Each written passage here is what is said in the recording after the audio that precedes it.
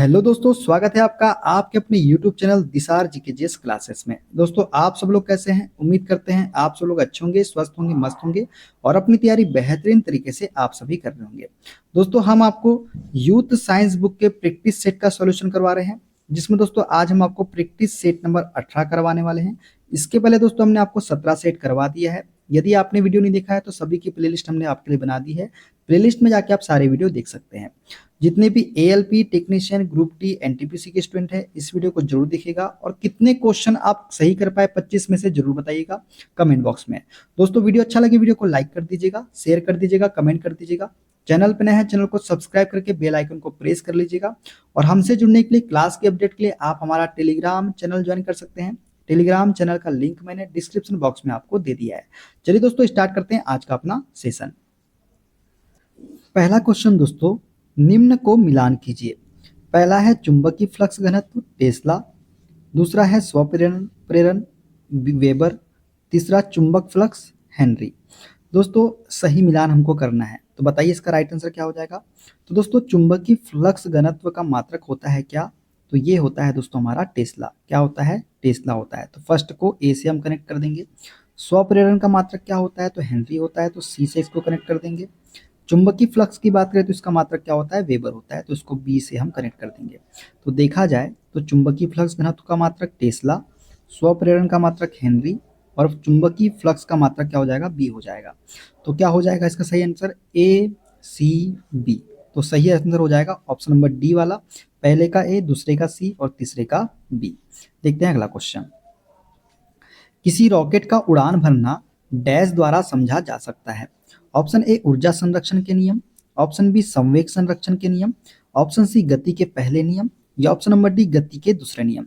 दोस्तों, किसी रॉकेट का उड़ान भरना जो है ये संवेग संरक्षण के नियम द्वारा समझा जा सकता है। देखते हैं अगला क्वेश्चन। यदि एक तरंग की आवृत्ति बढ़ती है तो इसकी तरंग दैर्ध्य पर क्या असर होता है? ऑप्शन ए यह बढ़ जाती है, ऑप्शन बी यह एक समान रहती है, ऑप्शन सी यह घट जाती है या ऑप्शन नंबर डी दोनों के बीच कोई संबंध नहीं है। दोस्तों, यदि एक तरंग की आवृत्ति बढ़ती है तो इसकी तरंग दैर्ध्य जो होती है ये घट जाती है। क्यों घट जाती है? क्योंकि हम जानते हैं आवृत्ति n बराबर क्या होता है? 1 अपॉन तरंग दैर्ध्य लेमडा। n बराबर क्या होता है? 1 अपॉन लेमडा के। मतलब आवृत्ति जो होती है ये तरंग दैर्ध्य के व्युत्क्रमानुपाती होती है। क्या होती है? तरंग दैर्ध्य के व्युत्क्रमानुपाती। यदि आवृत्ति बढ़ेगी तो तरंग दैर्ध्य का मान क्या हो जाएगा? कम हो जाएगा। यदि आवृत्ति घटेगी तो तरंग दैर्ध्य का मान क्या हो जाएगा? बढ़ जाएगा।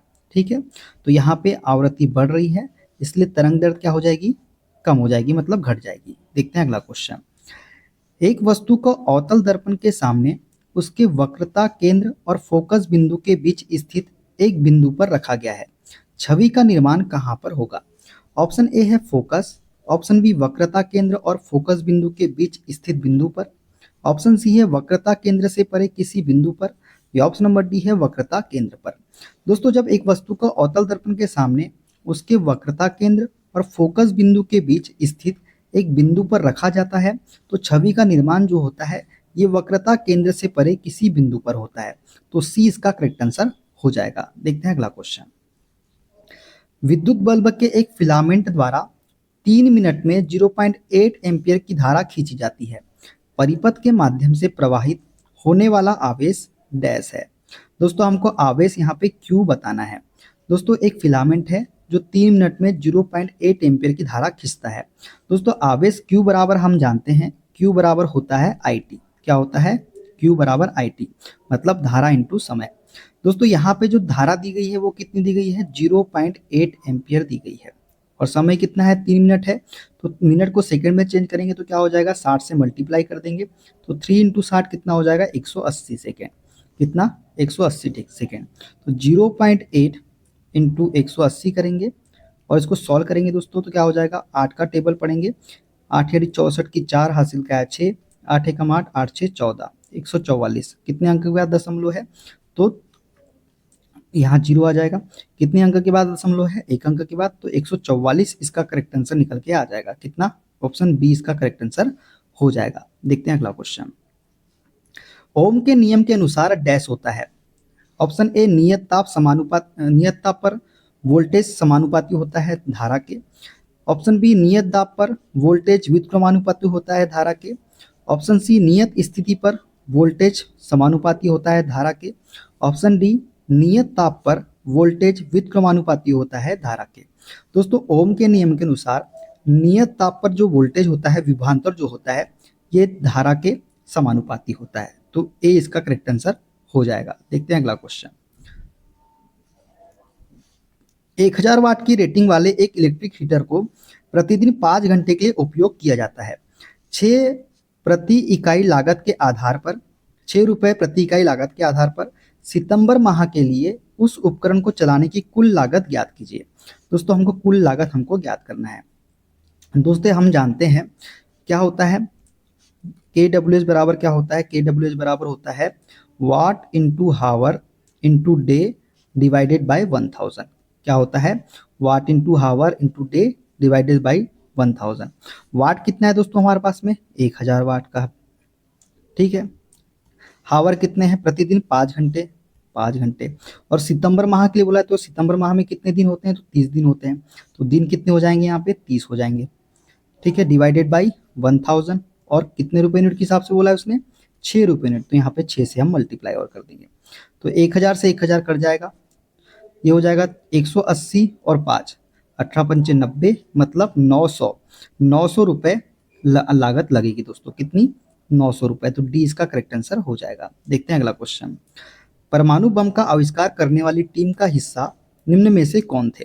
Option A, Alfred Nobel. Option B, Julius Oppenheimer. Option C, John Dalton. या option number D, Robert Bacon. दोस्तों, परमाणु बम का आविष्कार करने वाली टीम का हिस्सा थे हमारे जूलियस ओपनहीमर। तो बी इसका करेक्ट आंसर हो जाएगा। देखते हैं अगला क्वेश्चन। निम्न में से किसमें मनुष्य का अध्ययन होता है? Option A, archaeozoology. Option B, archaeology. Option C, anthropology. या ऑप्शन नंबर डी, एंड्रोलॉजी। दोस्तों, मनुष्य का अध्ययन जो होता है, ये होता है एंथ्रोपोलॉजी में। किसमें? एंथ्रोपोलॉजी इसका करेक्ट आंसर हो जाएगा। देखते हैं अगला क्वेश्चन। पौधों की पत्तियों द्वारा तैयार भोजन को फ्लोएम के माध्यम से पौधों के किन भागों तक पहुंचाया जाता है? ऑप्शन ए, केवल बीज और विभोजोतक के बीच में। केवल जड़ों और बीजों तक। ऑप्शन सी, केवल जड़ों और फलों तक। ऑप्शन डी है जड़ों, बीजों, फलों और विभोजोतक तक। तो दोस्तों, पौधों की पत्तियों द्वारा भोजन को फ्लोएम के माध्यम से जो है जड़ों, बीजों, फलों और विभोजोतक तक पहुंचाया जाता है। कहाँ तक? डी वाला इसका करेक्ट आंसर हो जाएगा। देखते हैं अगला क्वेश्चन। व्यक्ति का लिंग निर्धारण डैश द्वारा होता है? ऑप्शन ए, शुक्राणु और डिंब दोनों में मौजूद गुणसूत्रों के द्वारा।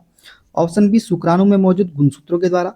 ऑप्शन सी है शुक्राणु और डिंब दोनों में मौजूद गुणसूत्रों और माता पिता की आहार संबंधी आदतों के द्वारा।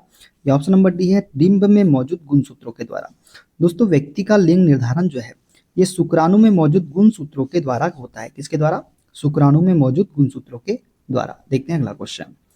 निम्न में से कौन सी जीवधारियों के वर्गीकरण की मूल इकाई है? ऑप्शन ए, वंश। ऑप्शन बी, गण। ऑप्शन सी, जाति। या ऑप्शन नंबर डी, कुल। दोस्तों, जीवधारियों के वर्गीकरण की मूल इकाई जो होती है, ये होती है हमारी जाति। तो जाति इसका करेक्ट आंसर हो जाएगा। देखते हैं अगला क्वेश्चन। ऑक्टोपस के खून का रंग कैसा है? ऑप्शन ए, लाल। ऑप्शन बी, नीला। ऑप्शन सी, गुलाबी। या ऑप्शन नंबर डी, काला। दोस्तों, ऑक्टोपस के खून का रंग जो होता है ये नीला होता है। क्या होता है? नीला होता है। देखते हैं अगला क्वेश्चन। कार्बोहाइड्रेट, प्रोटीन और वसा का पूर्ण पाचन कहाँ होता है? ऑप्शन ए, छोटी आंत में। ऑप्शन बी, आमाशय में। ऑप्शन सी, मलाशय में। या ऑप्शन नंबर डी, बड़ी आंत में। दोस्तों, कार्बोहाइड्रेट, प्रोटीन और वसा का पूर्ण पाचन जो है ये छोटी आंत में होता है। कहाँ होता है? छोटी आंत में। देखते हैं अगला क्वेश्चन। मानव शरीर की सबसे बड़ी धमनी कौन सी है? Option A, vena cava. Option B, वृक्कीय। ऑप्शन सी, महाधमनी। या ऑप्शन नंबर डी, फुफ्फुसी। दोस्तों, मानव शरीर की सबसे बड़ी धमनी जो होती है ये होती है महाधमनी। तो सी इसका करेक्ट आंसर हो जाएगा। देखते हैं अगला क्वेश्चन। नेफ्रोलॉजी डैश के साथ जुड़ा हुआ है? ऑप्शन ए, जिगर। ऑप्शन बी, फेफड़ा। ऑप्शन सी, गुर्दा। या ऑप्शन नंबर डी, ग्रहणी। दोस्तों, नेफ्रोलॉजी जो है ये गुर्दे से जुड़ा हुआ है। किससे? गुर्दे से। तो सी इसका करेक्ट आंसर हो जाएगा। देखते हैं अगला क्वेश्चन। साइनोकोबालामिन डैश विटामिन का मानव निर्मित रूप है? दोस्तों, साइनोकोबालामिन डैश विटामिन का मानव निर्मित रूप है, हमको बताना है। Option A, B12। Option B, B6। Option C, B2। या ऑप्शन नंबर डी, B1। दोस्तों, साइनोकोबालामिन जो है ये विटामिन B12 विटामिन का मानव निर्मित रूप है। विटामिन B12 का मानव निर्मित रूप है कौन सा? साइनोकोबालामिन। देखते हैं अगला क्वेश्चन। पादपों में प्रांकुल प्लूम्यूल कहाँ पाया जाता है? ऑप्शन ए पुष्प में, ऑप्शन बी पत्ती में, ऑप्शन सी मूलाग्र में, या ऑप्शन नंबर डी बीज में। दोस्तों पादपों में प्रांकुर जो है ये बीज में पाया जाता है। कहाँ पाया जाता है? बीज में। देखते हैं अगला क्वेश्चन। पदार्थ की प्रकृति से संबंधित मूलभूत सिद्धांत किसने प्रतिपादित किया था? दोस्तों पदार्थ की प्रकृति से संबंधित मूलभूत सिद्धांत किसने प्रतिपादित किया था? Option A John Milton, option B John Dalton, option C Mendel, या ऑप्शन नंबर डी है लैवाइजियर। दोस्तों पदार्थ की प्रकृति से संबंधित मूलभूत सिद्धांत जो है ये जॉन डाल्टन ने प्रदान किया था। किसने किया था? जॉन डाल्टन ने प्रतिपादित किया था। देखते हैं अगला क्वेश्चन। पीएच मान में 7 से 14 में हुई वृद्धि किसका प्रतिनिधित्व करती है? ऑप्शन ए OH माइनस आयन सांद्रता में कमी, ऑप्शन बी हाइड्रोजन आयन सांद्रता में वृद्धि, ऑप्शन सी हाइड्रोजन आयन सांद्रता में कमी, या ऑप्शन नंबर डी है हाइड्रोक्सिल आयन सांद्रता में वृद्धि। तो दोस्तों 7 से 14 में हुई वृद्धि जो है ये हाइड्रोक्सिल आयन सांद्रता में वृद्धि को प्रतिनिधित्व करती है। तो डी इसका करेक्ट आंसर हो जाएगा। देखते हैं अगला क्वेश्चन। इनमें से कौन सा आदर्श गैस नहीं है? Option A helium, option B bromine, option C argon, या ऑप्शन नंबर डी नियॉन। दोस्तों इसमें से जो आदर्श गैस नहीं है वो है हमारी ब्रोमीन।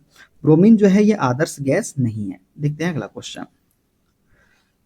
डैश सबसे अधिकतम तन्य धातु है? Option A copper, option B aluminium, option C gold, या ऑप्शन नंबर डी जिंक। तो दोस्तों सबसे अधिक तन्य धातु जो है ये हमारी गोल्ड होती है।